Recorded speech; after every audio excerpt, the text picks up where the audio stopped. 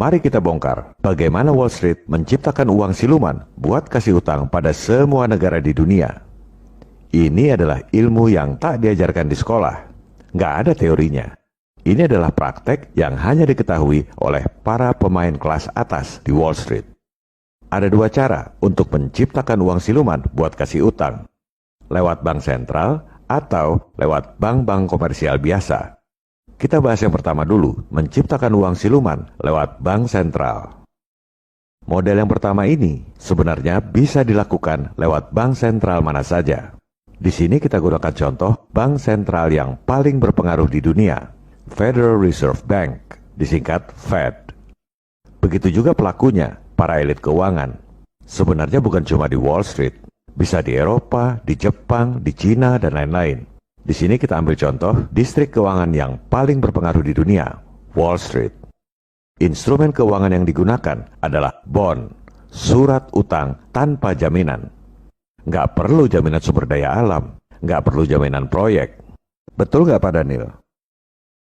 The name's Bond. James Bond. Kita lihat fakta. Dengan alasan pandemi, Fed beli bon-bon swasta di pasar modal. Contoh berita di Bloomberg, Fed bahkan akan terus beli bon meski kondisi ekonomi sudah membaik. Fed hanya beli bon yang mereka mau, milik konco. Kalau Anda bikin bon, Fed nggak bakal mau beli. Kita ambil contoh jumlah utang selama periode Pak Jokowi, 126 miliar dolar atau sekitar 1.700 triliun selama 6,5 tahun terakhir. Dengan model yang akan kita bahas ini, jangankan 6,5 tahun, sehari pun mereka bisa kasih itu utang 1.700 triliun. Begini caranya. Para elit mendengar rencana Indonesia mau terbitkan bon 1.700 triliun rupiah. Bentuknya SUN, Surat Utang Negara. Bunganya katakan 4,25%. Mereka tinggal colek Fed. Bos, Bu Sri Mulyani butuh duit 1.700 triliun tuh. Saya mau borong SUN-nya. Saya terbitkan bon 1.700 triliun ya. Tentu dalam dolar, 126 miliar dolar. Kita rupiahkan supaya mudah dipahami awam. Sebagai bankir, Fed berhitung risiko. Sumber pembayarannya nanti dari mana? Oh, dari SUN. Ada menteri terbaik dunia. Pasti dibayar. Risiko 0. Oke bos, laksanakan. Maka, langkah pertama, Wall Street terbitkan bon 1.700 triliun rupiah ke pasar. Bunganya dibikin sangat rendah, misalnya 1,25%. Nggak ada orang mau beli bon swasta dengan yield serendah itu, kecuali Fed. Fed ini punya kewenangan mutlak, bisa beli bon siapa aja yang dia mau, bunganya berapa aja. Presiden maupun Senat nggak boleh mengaudit. Kalau ditanya, Fed berlindung pada asas independensi bank sentral. Maka bon swasta itu dibeli semua oleh Fed. Nggak perlu persetujuan presiden, nggak perlu persetujuan Senat atau DPR. Langkah kedua, bon Wall Street itu dibukukan di neraca Fed bagian aset. Lawannya, di bagian liabilitas, Fed terbitkan uang dalam peredaran 1.700 triliun rupiah. Tentu dalam dolar. Kita tulis rupiah untuk memudahkan pemirsa awam. Pembukuannya balance, sesuai kaidah-kaidah akuntansi perbankan internasional. Di audit pun pasti lulus, wajar tanpa pengecualian. Ini bukan konspirasi, tapi sistem yang diterima oleh semua bank dan semua auditor top di dunia.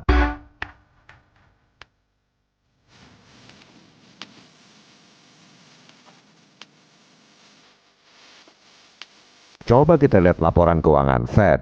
Uang dalam peredaran ada di bagian liabilitas. Jumlahnya 1,7 triliun dolar. Lawannya di bagian aset apa? Apa yang jadi dasar atau jaminan buat terbitkan uang 1,7 triliun dolar?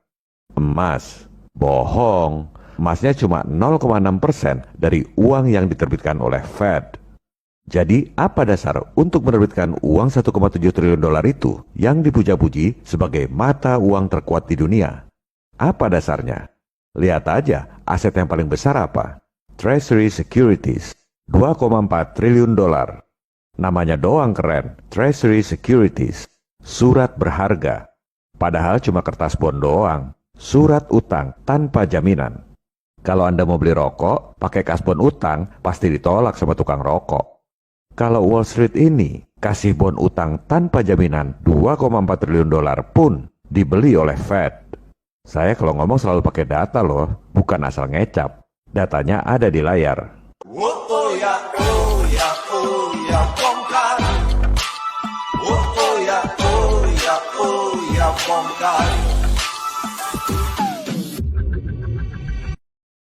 Kita kembali pada skema bagaimana Wall Street menciptakan uang siluman buat kasih utang 1.700 triliun selama periode Pak Jokowi. Tadi kita sudah bahas, langkah pertama, Wall Street terbitkan bond 1.700 triliun dengan bunga rendah, dibeli oleh Fed. Surat utang tanpa jaminan itu oleh Fed dibukukan sebagai aset. Berdasarkan aset surat utang itu, Fed terbitkan uang 1.700 triliun rupiah. Tentu dalam dolar. Jadi, uang dolar yang kita utangi itu sebenarnya cuma hasil permainan debit kredit perbankan. Ini bukan konspirasi, tapi sistem yang diterima oleh semua auditor paling top di dunia. Langkah keempat, uang siluman 1.700 triliun itu oleh Fed diberikan pada Wall Street. Kemudian, uang siluman 1.700 triliun itu digunakan oleh Wall Street buat beli Sun. Pemerintah terima uang hasil penjualan Sun itu 1.700 triliun. Pemerintah happy. Media-media memuji Menteri Sri Mulyani berhasil menerbitkan bond terbesar dan terlama sepanjang sejarah Republik Indonesia. Langkah berikutnya, Bu Menkyu bayar bunga utang.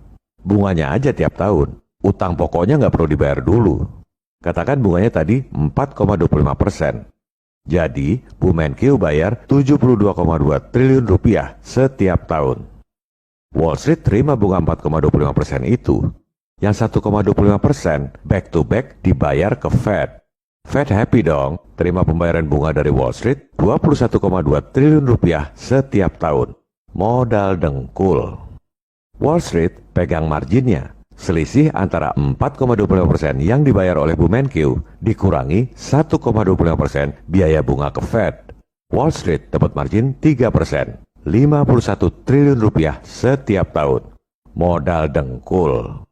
Skema ini semuanya wajar tanpa pengecualian menurut auditor paling top di dunia. Melihat begini, berarti siapa yang pintar dan siapa yang bodoh? Padahal itu cuma ilustrasi, bayar bunga 72,2 triliun per tahun. Kenyataannya, kita harus bayar bunga utang 373 triliun rupiah setiap tahun. Mohon Bapak Ibu anggota Dewan yang terhormat bertanya pada hati nurani, pantas nggak rakyat dipajaki tinggi buat bayar bunga utang 373 triliun tiap tahun? Padahal itu utang siluman.